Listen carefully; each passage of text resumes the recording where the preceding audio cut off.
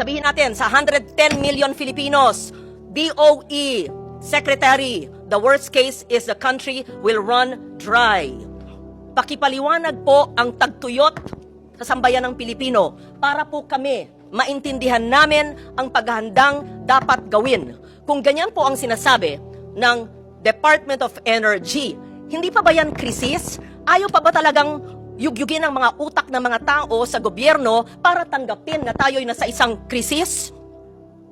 At sinasabi na that we will run dry.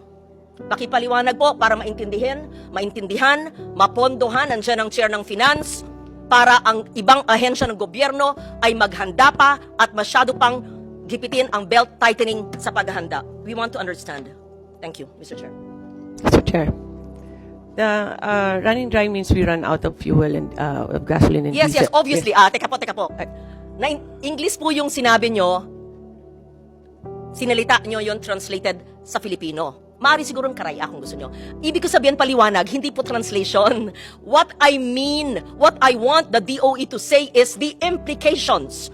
What does running dry mean in terms of the farmer and the fisher folk and the jeepney driver and all of those in the lower income and middle income, all of us? What are the implications insofar as agriculture, insofar as transport sector, nandiyan ang DOTR, insofar as what are your action plans? Because you said it, not us.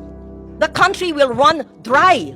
Kung tayo'y mauubusan na ng langis na nagpapatakbo ng ating ekonomiya, gusto namin marinig ni Chair kanina pang alas 9, anong action plan na hindi motherhood statement?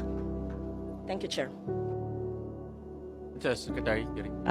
Mr. Chair, I can only speak for DOE that with the impact on the industries would be with the other agencies. And sa atin po, as our impact would be the fuel side on the gas stations, and which affects the transport, and then on the power side.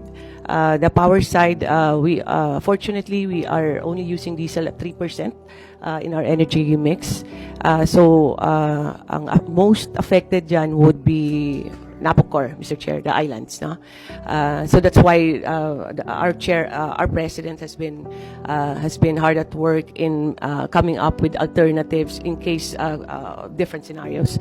On the fuel side, we are currently the effect would be transportation cannot run.